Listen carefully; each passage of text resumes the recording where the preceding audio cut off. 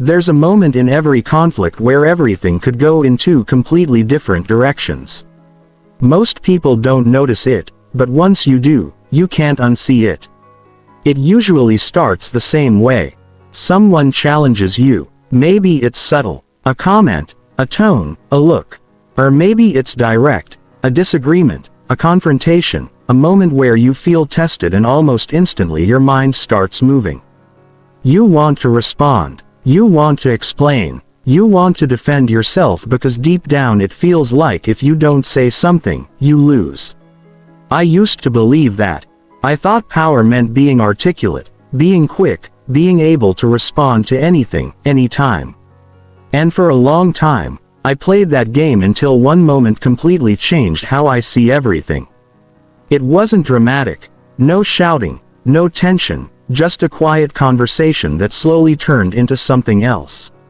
I remember sitting across from someone who clearly wanted control of the interaction. They spoke confidently, smooth, assertive. Every sentence felt intentional, like they were trying to push me into reacting. And I could feel it working. That familiar pressure building inside. Say something. Don't let this go. Don't lose here. So I started to respond. At first calmly, then more detailed, then more precise. I explained my point, clarified my position, added context, and the more I spoke, the more I felt like I was chasing something. Control, understanding, respect. But strangely, the more I tried to take control of the conversation, the more I felt it slipping. And then something unexpected happened.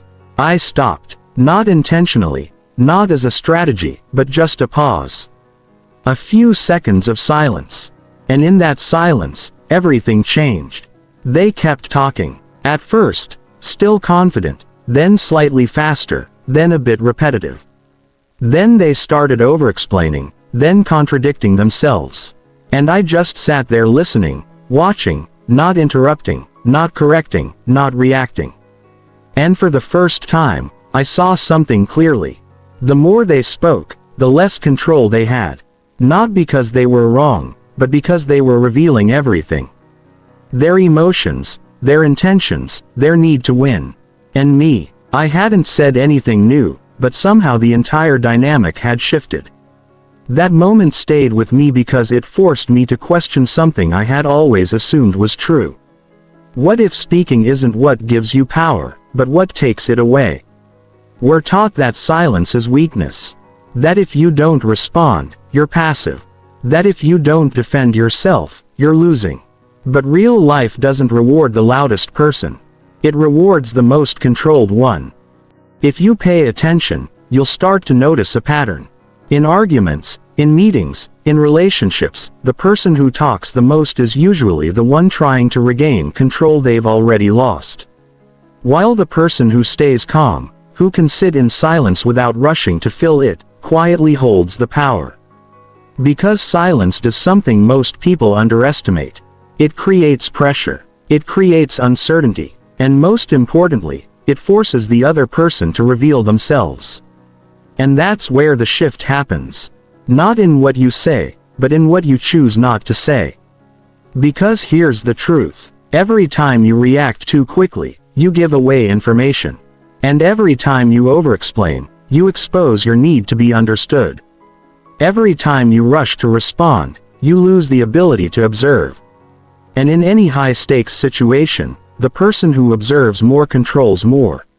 Silence isn't empty. It's active. It's controlled. It's intentional. But it's also uncomfortable. Because silence forces you to sit with something most people try to escape: uncertainty. Judgment. The fear of being misunderstood. And that's why most people can't use it.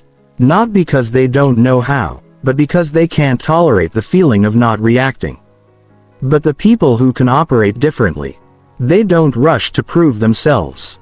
They don't feel the need to win every argument. They don't speak just to fill space. They choose. And that choice is where their power comes from. In this video, since we're going to break that down, not as surface level advice, not as just stay calm, but as a deeper understanding of what's actually happening in those moments. You'll see why talking too much quietly destroys your authority. Why silence makes people respect you without effort. Why aggressive people lose control when you stop reacting. And how to use silence not as avoidance but as a deliberate strategy. Because once you truly understand this, you'll stop feeling the need to respond to everything. You'll stop chasing control in conversations and in moments where most people lose themselves. You'll be the one who stays still and quietly takes control. Chapter 1. Why talking too much makes you lose power. There's a moment in every conversation so small that most people never notice it. But once you see it, you can't unsee it. It's the moment when someone starts talking just a little too much. At first, it feels like confidence. They sound clear, structured, in control. They explain their point. They add context. They clarify their thinking. And for a brief moment, it looks like they're winning. But then something shifts. Their sentences get longer. Their tone becomes slightly faster. They begin repeating themselves in different ways, adding more detail, more justification, more effort. And without realizing it, they cross a line from control to compensation. I didn't understand this for a long time. I used to believe that if you could explain yourself well enough, you would win. That the more clearly you spoke, the more powerful you appeared. But real life doesn't work like that. Because power isn't about how much you can say, it's about how much you don't need to. I remember a situation that made this painfully clear. It was a meeting, nothing dramatic, just a disagreement between two people. One of them spoke first, confident, well-prepared, sharp. He laid out his argument step by step. It made sense. People were listening, following, nodding. But then he kept going.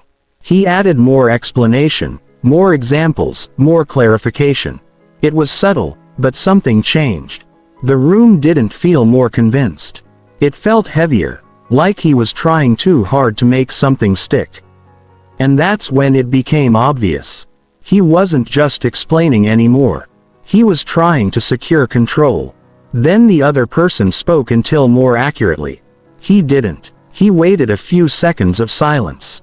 And in that silence, everything shifted. Because silence does something most people are not prepared for. It creates pressure. Not loud, not aggressive, but undeniable. The first speaker felt it. You could see it in the way he adjusted his posture, the way he started speaking again without being asked, trying to clarify, trying to reinforce, trying to regain something that had already slipped. But now it was different. Now every word felt like effort. And effort changes perception because the moment people sense effort they stop seeing control. Then finally the second person spoke one sentence. Short, calm, precise, and then he stopped. No follow-up, no explanation, no attempt to dominate, just silence. And somehow that silence carried more weight than everything that came before it. Because it wasn't just about what he said, it was about what he didn't say. The room leaned toward him. Not physically, but psychologically, because suddenly he became the center of control. And the first speaker kept talking, trying to fix it, trying to recover, trying to say something that would bring the balance back, but it was already gone. Because once you start chasing control with words, you've already lost it. That's the part most people never realize. Talking feels like power, but most of the time it's a response to pressure. We talk more when we feel uncertain. We explain more when we feel misunderstood. We argue more when we feel challenged. And every extra word reveals something. Your emotional state, your need to be right, your need to be understood. Even if your logic is strong, your behavior tells a different story. And people feel that, not consciously, but instinctively. Because real power has a certain quality. It's calm, measured, unrushed. It doesn't chase validation. It doesn't need to fill silence. It holds. And that's why silence is so difficult. Because silence removes your ability to control the situation with words. It forces you to sit there without explaining yourself, without defending yourself, without proving anything. And most people can't tolerate that. So they fill the space. They talk, they justify, they react. And in doing so, they give away something incredibly valuable. Information. Because in any conflict, information is power. The more you reveal about how you think, what you feel, what affects you, the easier you become to read. And the easier you are to read, the easier you are to control. Meanwhile, the person who stays quiet remains unpredictable, unclear, difficult to figure out. And that creates something powerful, uncertainty. And humans don't like uncertainty. So what do? They try to resolve it. They talk more. They explain more. They reveal more. And without realizing it, they hand control to the person who hasn't said much at all. This is why in so many situations, the calmest person in the room ends up being the most dominant. Not because they're louder, not because they're aggressive, but because they're not reacting, they're observing.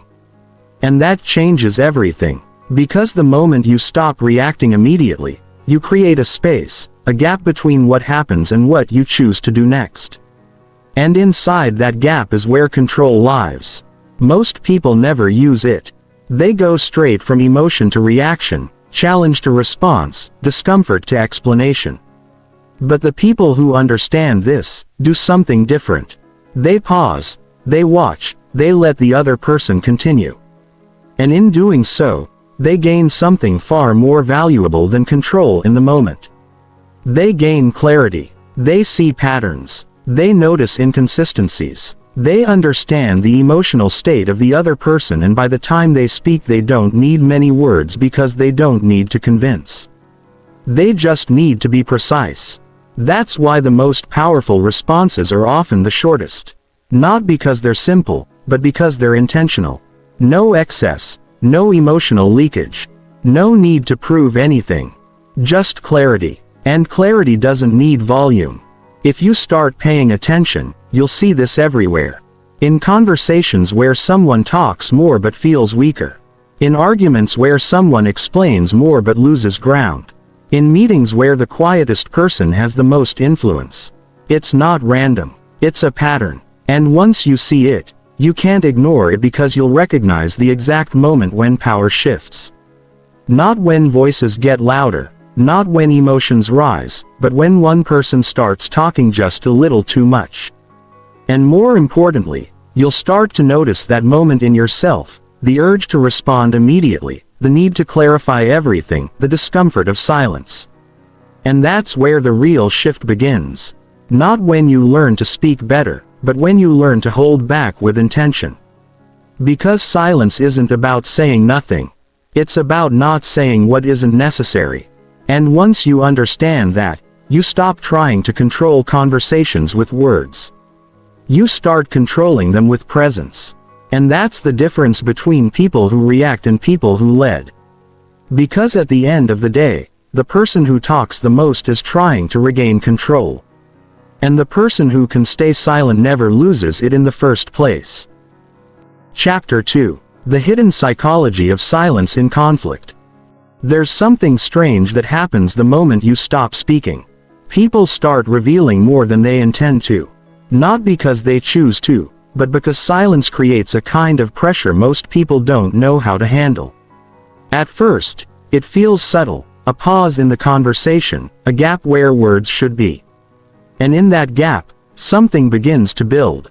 The other person feels it even if they don't understand it because silence removes something they rely on. Feedback. When you speak, react or respond, you give the other person signals. You show agreement, disagreement, emotion, resistance. But when you stay silent, those signals disappear and suddenly they don't know where they stand. That uncertainty is uncomfortable. Name and humans are wired to resolve discomfort as quickly as possible.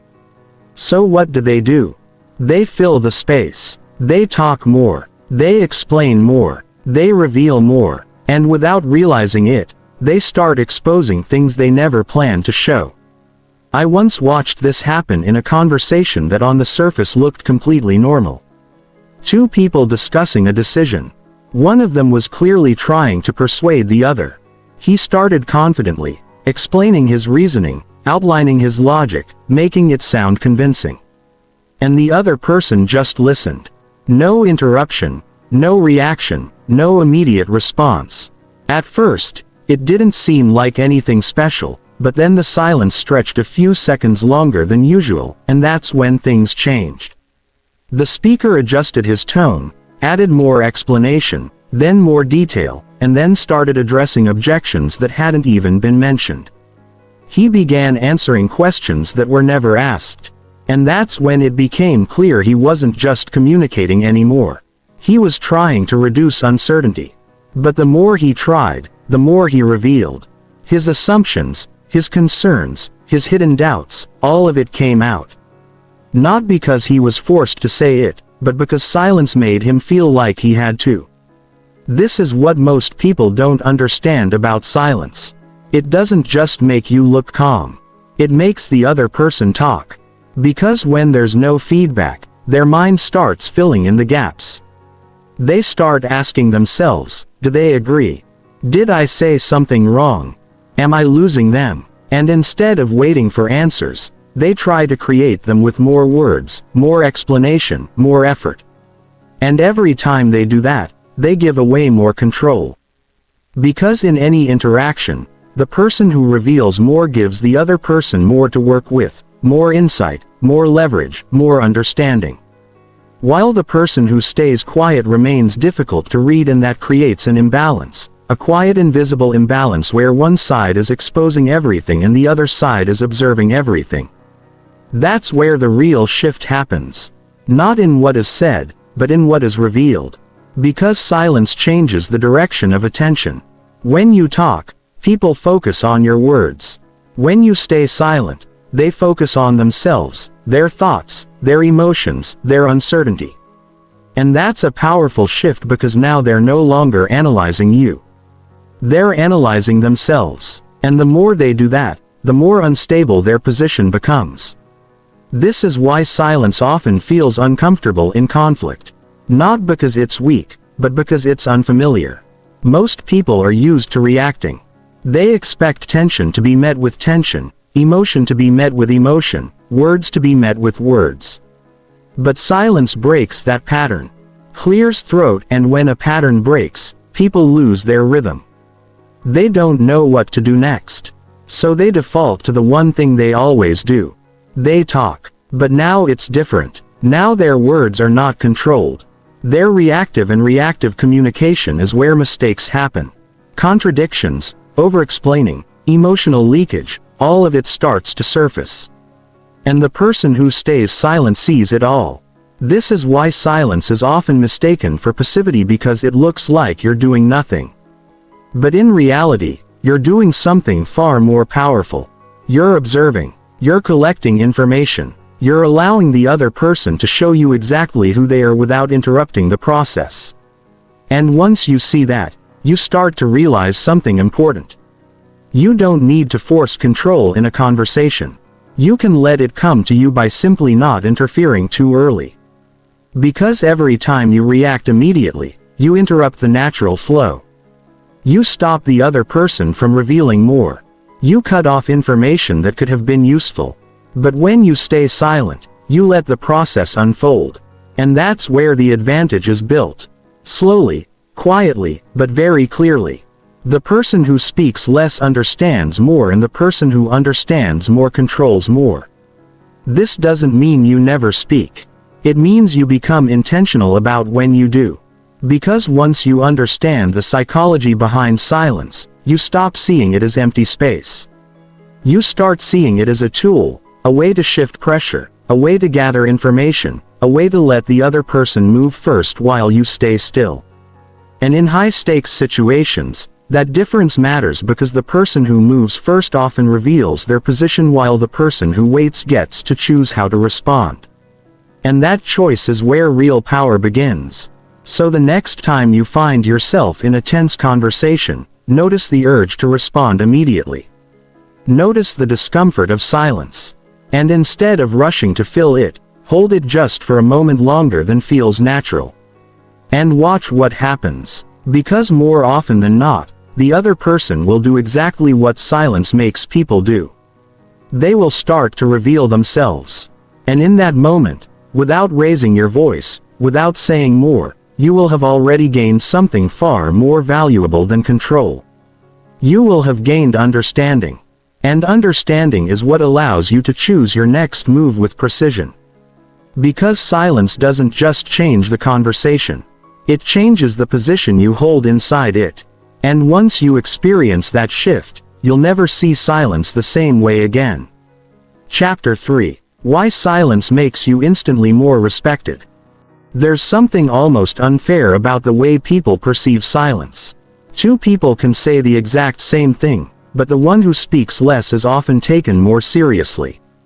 Not because they're smarter, not because they're more experienced, but because of how they present themselves, or more accurately, how little they feel the need to. Respect is not just about what you say. It's about how much you need to say it. And most people don't realize this. They believe respect is earned through explanation, through proving themselves, through showing their knowledge, through making sure they're understood. But in reality, that often does the opposite, because the more you try to prove your value, the more it feels like you're asking for it. And people sense that, even if they can't explain why. I remember watching this dynamic play out in a way that made it impossible to ignore. It was in a group discussion. Several people sharing ideas, everyone contributing, everyone speaking, trying to make their point clear, trying to stand out. And then there was one person who barely said anything. He listened, calm, still focused, no interruptions, no reactions, no need to jump in. At first, he was almost invisible. But as the conversation continued, something changed. People started glancing at him, waiting for him to speak. Not because he demanded attention, but because he didn't. And that absence of effort created presence. Eventually, someone asked him directly, "What do you think?" He paused, not in hesitation, but in control. Then he spoke. One or two sentences, clear, direct, unrushed, and that was it. No long explanation, no attempt to impress, but somehow what he said carried more weight than everything that came before it. And more importantly, no one challenged him. Not because they couldn't, but because his delivery didn't invite resistance. It didn't feel like he was trying to win. It felt like he already knew where he stood. And that changes how people respond to you. Because when you don't seek validation, people stop trying to take it from you. This is one of the quiet advantages of silence. It removes the need to prove yourself. And the moment you stop needing to prove yourself, people start assuming you don't have to. That's how perception works. We don't just listen to words. We read behavior. We interpret energy. We notice patterns. And one of the strongest signals of confidence is restraint. Because restraint suggests something deeper. Control, the ability to hold back, the ability to choose when to speak instead of reacting to every moment. And that's rare. Most people react automatically. They feel something and respond. They hear something and respond. They're challenged and respond. But when someone doesn't follow that pattern, it stands out because it breaks expectations. And when expectations are broken, attention shifts. That's why silence draws people in. Not because it demands attention, but because it creates curiosity. People start wondering, what are they thinking? Why aren't they reacting? Do they see something I don't? And in that moment, you move from being part of the conversation to being the center of it without saying anything. That's the part that feels counterintuitive, because we are taught that to be respected, you need to be visible, vocal, expressive, active. But real respect doesn't come from visibility. It comes from stability, from being grounded enough to not chase attention, from being calm enough to not react to every trigger, from being confident enough to let silence do the work. Because silence changes how people measure you. When you talk too much, people evaluate your words. They look for flaws, inconsistencies, weak points. But when you speak less, they evaluate your presence. And presence is harder to challenge. It's not about what you said. It's about how you carry yourself, how you respond, how you don't react. And that creates something powerful. Authority, not forced, not aggressive, but natural.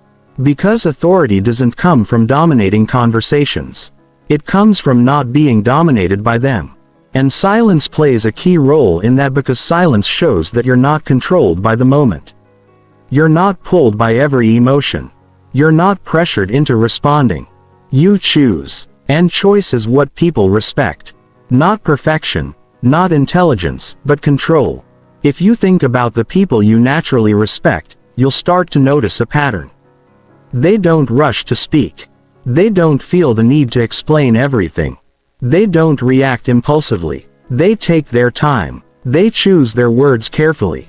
And sometimes they choose not to speak at all. And that choice makes everything they do say matter more. Because when someone speaks rarely, people listen more closely. Not because they have to, but because they want to. Because silence has already created value. It has already built anticipation. It has already signaled that when this person speaks, it's intentional. And intention is what gives words weight. Without it, words are just noise. This is why talking too much weakens your presence. Not because talking is bad, but because unnecessary talking dilutes your impact. The more you say, the less each word matters. The more you explain, the less people need to think. And when people don't need to think, they don't engage. But when you leave space, when you allow silence to exist, you invite people in. You make them pay attention. You make them process. And that creates a deeper level of respect, because now they're not just hearing you, they're considering you. And that's a completely different dynamic. So the next time you feel the urge to jump into a conversation, pause. Not to be passive, but to be intentional. Ask yourself, do I need to say this, or do I just feel the need to? Because those are not the same thing. And the difference between them is what separates people who seek respect from people who naturally receive it. Because in the end, respect is not something you force. It's something that forms when your presence speaks louder than your words. Chapter 4. Why silence disarms aggressive people instantly. There's a pattern you'll start to notice once you understand silence. The more aggressive someone becomes, the more they rely on your reaction. Not your logic, not your words, your reaction. Because aggression at its core is not just about control. It's about triggering movement, getting you to respond, getting you to defend, getting you to engage emotionally. And the moment you do, you step into their frame. You play their game. Most people don't see this happening. They think they're standing their ground. But in reality, they're being pulled into a dynamic they didn't choose. I remember watching this play out in a situation that escalated faster than expected. Two people in a tense exchange. One of them calm at first, the other increasingly aggressive, and not loud in an obvious way, but sharp, cutting, every sentence designed to provoke, to push, to get a reaction. And it worked, at least in the beginning, because the calm person started responding, trying to stay logical, trying to stay composed, but still reacting, answering every point, explaining every position, and slowly. You could see it. They were being pulled in, not because they were weak, but because they were engaging on the wrong level. Aggression doesn't win by being right. It wins by making you react.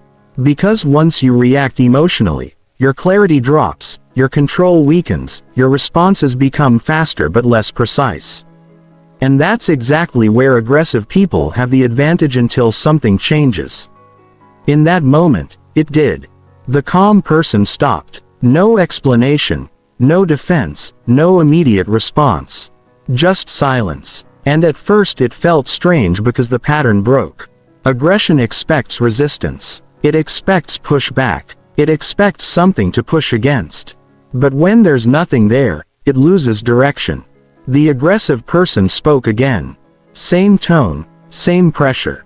But now there was no reaction, no interruption, no escalation, just presence. And slowly something shifted. Their tone changed. Not dramatically, but subtly, less sharp, more uncertain. Because aggression without reaction has nowhere to go. It starts to collapse under its own weight. This is what most people don't realize. Aggression is sustained by feedback. It feeds on your response, your emotion, your defense, your engagement. Take that away and it loses its power. Not instantly but inevitably, because without resistance there's nothing to fight. And when there's nothing to fight, the person has to face something they weren't prepared for themselves, their own tone, their own behavior, their own intensity. And most people aren't comfortable with that. So they adjust, not because you forced them to, but because the dynamic changed and you didn't have to say anything to make it happen. That's the power of silence in high-pressure situations. It removes you from the emotional exchange. And once you're no longer part of that exchange, you can't be controlled by it, because control in conflict often comes from emotional synchronization. If someone raises their intensity and you match it, you're now connected, pulled into the same level, but when you don't match it, when you stay still, you break that connection. And the person is left operating alone, without reinforcement, without rhythm, without control. This doesn't mean silence is about avoiding conflict. It's not about withdrawing. It's about refusing to engage at the wrong level. Because not every situation requires a response and not every challenge deserves your energy. Some situations resolve themselves the moment you stop feeding them. Aggressive people in particular rely on escalation. They push to see how far they can go. They test to see what triggers you. They provoke to see where your limits are. And every time you react, you give them that information. You show them where to push next. But when you don't react, you remove the map. You become unpredictable, difficult to read, and that creates hesitation, because now they don't know what will work. And hesitation breaks aggression. Not force, not dominance, but uncertainty. That's why silence is often more powerful than any response, because it doesn't give the other person anything to work with. No emotional signal, no clear target, no immediate feedback, just space. And in that space, they have to deal with themselves, which is something most aggressive people are not used to, because their focus is usually outward, on controlling others, on influencing reactions, on managing the dynamic. But when that dynamic disappears, they lose their footing. And that's when the shift happens. Quietly, subtly, but clearly. The person who was pushing starts adjusting. And the person who stayed silent never had to fight for control, because they never gave it away in the first place. This is the difference between reacting and choosing, between being pulled into conflict and standing outside of it. And once you understand this, you stop trying to win arguments through force. You start managing them through presence. Because real control in high-stakes situations doesn't come from overpowering the other person. It comes from not being moved by them. And silence is what makes that possible. Chapter 5. The dangerous habit of over-explaining yourself. There's a habit most people don't even realize they have. But it quietly weakens them in every interaction. It's the need to explain, not just clearly, but completely. To make sure nothing is misunderstood. To make sure every angle is covered. To make sure the other person fully agrees. And on the surface, it sounds like a good thing. Clarity, transparency, communication. But in reality, over-explaining often has nothing to do with clarity. It comes from something else. Discomfort. The discomfort of being misunderstood. The discomfort of not being in control.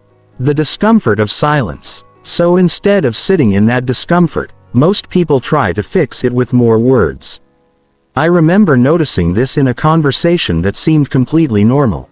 Someone was explaining a simple decision they made. At first, it was straightforward, a clear reason, a simple explanation. That should have been enough. But they didn't stop there. They added more context, then more justification, then more background. They started explaining things that no one even questioned. And that's when it became obvious. They weren't explaining for clarity. They were explaining for approval. And that changes everything. Because the moment your words are driven by the need for approval, they lose strength. Not in logic, but in perception. Because people don't just listen to what you say. They listen to why you're saying it. And over-explaining sends a signal. As it says, I need you to understand me. I need you to agree with me. I need to make sure this is okay. Even if that's not your intention, that's how it's perceived. And perception is what shapes power. This is why over-explaining creates a strange effect. The more you talk, the less certain you seem. The more you justify, the less confident you appear. The more you try to make something clear, the more it feels like it wasn't strong to begin with. Because confidence doesn't chase agreement. It assumes it, not in an arrogant way, but in a grounded way. It states and then it stops. That's the difference. Over-explaining tries to close every gap. Confident communication leaves space, and that space is what gives your words weight. I once saw this contrast play out in a way that made it impossible to ignore. Near two people presenting ideas. The first spoke in detail, explaining every step, covering every possibility, anticipating every objection. It sounded thorough, but it also felt heavy, like the idea needed support to stand. Then the second person spoke. Fewer words, less detail, but complete clarity. He said what mattered and then stopped. No attempt to fill silence, no attempt to convince. And something interesting happened. People didn't question him more. They questioned him less because his delivery didn't invite doubt. It didn't feel like he was trying to prove something. It felt like he already believed it was enough. And that belief translates, not through words, but through restraint. This is what most people miss. Over-explaining is not a communication problem. It's a control problem. The need to control how others see you, how they interpret you, how they respond to you. And that need creates pressure. Because now you're not just speaking, you're managing perception in real time. And the more you try to manage it, the more you lose it. Because real control doesn't come from controlling every detail. It comes from letting go of the need to. That's where silence becomes important again. Because silence forces you to stop managing. It forces you to say what needs to be said and then let it stand on its own, and that's uncomfortable because it creates uncertainty. What if they misunderstand? What if they disagree? What if they judge me? Those questions are what drive over-explaining. But here's the truth. If something requires endless explanation to be accepted, it probably won't be accepted anyway too. And if it's strong enough, it doesn't need to be repeated. That's the shift from trying to make everything clear to trusting that what matters is already clear. Because when you trust your words, you don't feel the need to protect them. You don't rush to add more. You don't chase agreement. You state your position, and then you allow space. And that space does something powerful. It shifts responsibility. Now the other person has to think. They have to process. They have to decide. And that creates a different dynamic. One where you're not trying to convince. You're allowing them to come to their own conclusion. And people trust their own conclusions more than your explanations. Always. That's why less is often more. Not because less is easier, but because less requires confidence. It requires you to sit with the possibility that not everyone will immediately agree and still remain steady. That steadiness is what people feel, and that's what they respect. So the next time you feel the urge to explain something again, pause, notice it, ask yourself, am I adding clarity or am I seeking control? Because those are not the same thing. And the answer to that question will tell you everything you need to know. Because in the end, the strongest position is not the one that is explained the most. It's the one that can stand without needing to be explained again. Chapter 6. The Power of the Pause. Controlling the moment before you respond. There is a space in every interaction so small that most people never notice it. But it's always there between what happens and how you respond. A comment is made, a tone shifts, a challenge appears, and in that exact moment, your mind reacts. Almost instantly, you feel something, a slight irritation, a need to respond, a pressure to say something. And before you even realize it, you're already speaking. That's how most people live. Reaction to response. No gap. No pause. No control. And because of that, they don't choose how they respond. They repeat patterns, emotional patterns, habitual reactions, automatic behaviors. And in high-stakes situations, that lack of control becomes visible. Not in what they say, but in how quickly they say it. Speed reveals pressure. The faster you respond, the more it feels like you had to. Not because you chose to, but because you couldn't wait. And that's where power starts to slip. Because control doesn't exist in the reaction. It exists in the pause. I remember a moment that made this impossible to ignore. Someone was challenged directly. A sharp question, unexpected, slightly confrontational. Everyone in the room felt it. That subtle tension, the kind that makes people react quickly, and most people would have. They would have answered immediately, defended their position, clarified their intent, protected themselves. But this person didn't. He paused. Not awkwardly, not uncertainly, just still. A few seconds, and in those few seconds something shifted. The tension didn't increase. It moved from him to the person who asked the question, because now they were waiting, and waiting creates pressure, especially when you're not in control of it. Then he spoke slowly, clearly, without urgency, and because of the pause. Every word carried more weight. Not because the words were different, but because the timing was. That's the part most people don't understand. It's not just what you say, it's when you say it. And the pause before your response is what determines how your words are perceived. Without a pause, your words feel reactive. With a pause, they feel chosen, and people can feel that difference even if they can't explain it. Because when you pause, you send a signal. I'm not controlled by this moment. I'm not reacting automatically. I'm deciding. And that signal changes everything. And it shifts you from being part of the situation to being above it. Not in an arrogant way, but in a controlled way. And control is what people respond to. This is why the pause is so powerful. Not because it's dramatic, but because it's rare. Most people can't tolerate it. Because the pause brings discomfort, silence, uncertainty, attention. And when all of that is focused on you, the instinct is to escape it, to speak, to relieve the pressure.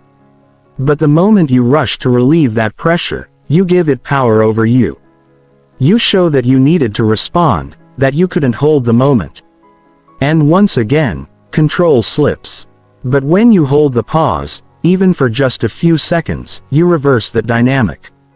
Now, the pressure doesn't belong to you. It belongs to the other person, because they don't know what's coming next. They don't know how you'll respond. They don't know what you're thinking. And that uncertainty creates space. Space for you to think, to observe, to choose. And that choice is where real power begins. Because once you stop reacting automatically, you start responding intentionally. You don't answer everything. You don't engage with everything. You don't feel the need to match every tone. You decide what deserves your response, what doesn't, how much to say, when to stop. And that level of control changes how people experience you. You become harder to read, harder to predict, harder to influence, because you're no longer operating on impulse. You're operating on awareness. And awareness slows things down. Not in a weak way, but in a precise way. Like someone who knows exactly what they're doing, even if they say very little. If you start paying attention, you'll notice that the most composed people almost always pause before they speak. Not because they're unsure, but because they're selecting, filtering, choosing. And that process, even if it only takes a second, creates a completely different presence. Because now your words are not reactions. They're decisions. And decisions carry weight. So the next time you feel that immediate urge to respond, don't. Just for a moment, let the silence exist. Feel the pressure. And instead of escaping it, hold it. Because inside that small uncomfortable space is something most people never access. Control. Not loud, not forced, but quiet, deliberate. And once you learn to live in that space, even for just a few seconds at a time, you'll realize something powerful. You don't need to react faster to be stronger. You need to respond slower to be in control. Because in the end, the person who reacts immediately is being pulled by the moment. But the person who pauses is the one shaping it. Chapter 7. The Unspoken Advantage Becoming Impossible to Read. There's a level of control most people never reach. Not because it's difficult, but because it feels unnatural. It's the ability to be present without revealing everything, to be engaged without being exposed, to be part of the interaction without becoming predictable. Most people do the opposite. They express quickly, react openly, reveal how they feel in real time. And while that might feel honest, it also makes them easy to read, easy to anticipate, easy to influence, easy to control. Because when someone can predict you, they can prepare for you. They know what will trigger you. They know how you'll respond. They know how to guide the interaction. And once that happens, you're no longer leading. You're being led. And I realized this in a conversation that seemed completely normal at first. Two people talking, one of them expressive, open, responsive, easy to read. Every reaction was visible, every thought almost immediate, and because of that, the other person adjusted effortlessly. They changed tone, shifted direction, pushed certain points, not aggressively, but strategically. And it worked because they always knew what was coming next. The conversation wasn't balanced. It was controlled, not through force, but through predictability. Then I saw the opposite dynamic. A different conversation, different energy. One person spoke less, reacted less, didn't rush to show agreement or disagreement. They listened, observed, and when they responded, it was measured. Not revealing everything, not showing exactly how they felt. Just enough. I changed everything because now the other person couldn't read them. They couldn't predict the next move. They didn't know what worked and what didn't. And that created hesitation because uncertainty slows people down. It makes them think more, adjust more carefully. And when someone has to think more, they lose fluidity. They lose control. That's the hidden advantage of silence. It doesn't just make you look calm. It makes you difficult to figure out. And in any high-stakes interaction, that is power. Because when you are difficult to read, you can't be easily manipulated. You can't be easily pushed. You can't be easily pulled into someone else's rhythm. You stay in your own, and that independence is what gives you control. This doesn't mean you become cold or distant or unresponsive. It means you become selective. You choose what to reveal and what to keep because not everything needs to be expressed immediately. Not every thought needs to be shared. Not every reaction needs to be shown. And the more you understand that, the more control you gain over how others experience you. Because people don't just respond to what you say. They respond to what they think they understand about you. And when that understanding is incomplete, they hesitate. They watch more closely. They become more careful, and that shifts the balance. I once saw this play out in a negotiation. One person spoke openly, explained their position clearly, shared their concerns, outlined their boundaries. Everything was visible, and because of that, the other person knew exactly where to apply pressure, where to push, where to hold back, where to adjust, and the outcome was predictable. Then I saw the opposite approach. The other side spoke less. They didn't reveal everything up front. They responded selectively, gave just enough information to move the conversation forward, but not enough to expose their full position. And the result was completely different because now the other side had to guess. They had to test. They had to move carefully. And every time they guessed wrong, they lost ground. Not because the silent person was more aggressive, but because they were more controlled. They understood something most people don't. You don't need to reveal everything. To be effective, you only need to reveal what serves the moment. That's the shift from reacting to choosing. From expressing everything to expressing intentionally. Because once you start choosing what to reveal, you start shaping how people see you. And when you shape perception, you influence behavior without force, without pressure, just through presence. This is why people who are harder to read often feel more powerful. Not because they're hiding something, but because they're not giving everything away. They're not reacting automatically. They're not making themselves easy to understand. And that creates a kind of psychological distance, a space where they can observe without being fully observed. And in that space, they gain an advantage. They see more, understand more, and react less. And the less you react, the more control you keep. Because every reaction is a form of exposure.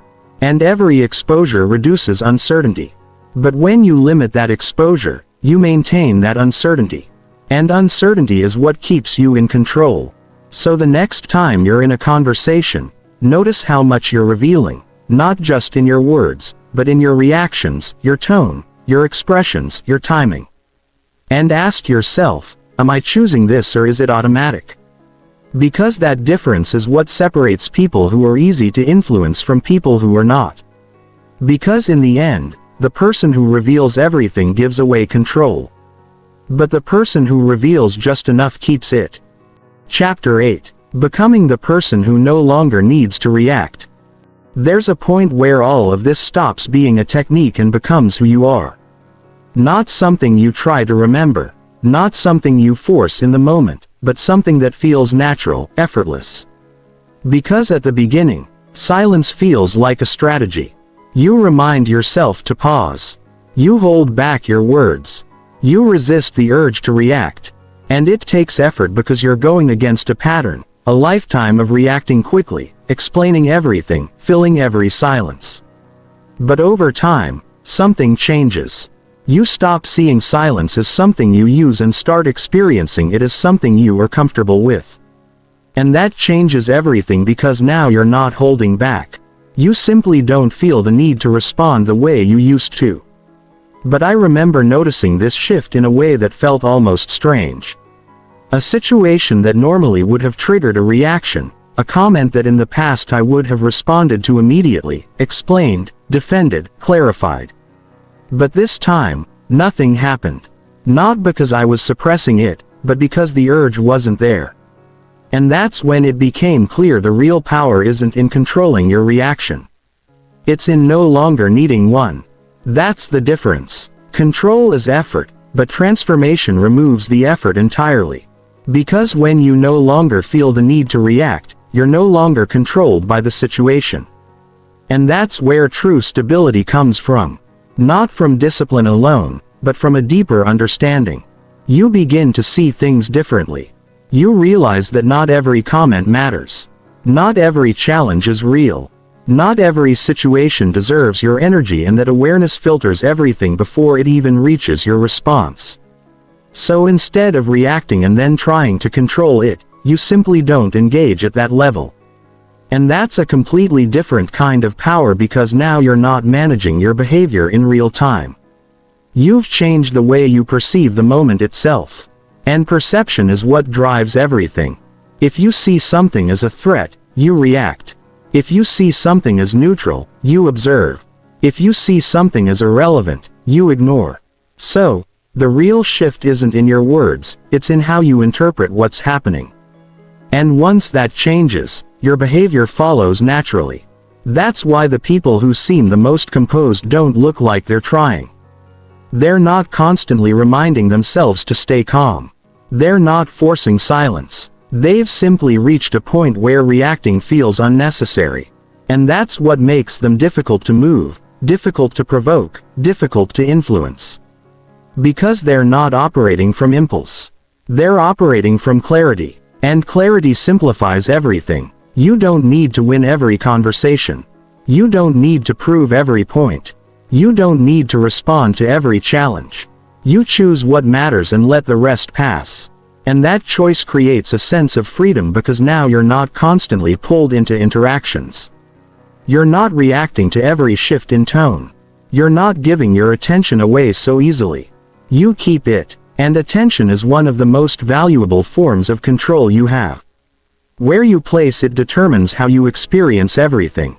Most people scatter it. They react to everything, engage with everything, respond to everything. And as a result, they feel overwhelmed, pulled in different directions. But when you become selective, when you stop reacting automatically, you reclaim that attention. You direct it, and that direction is what stabilizes you.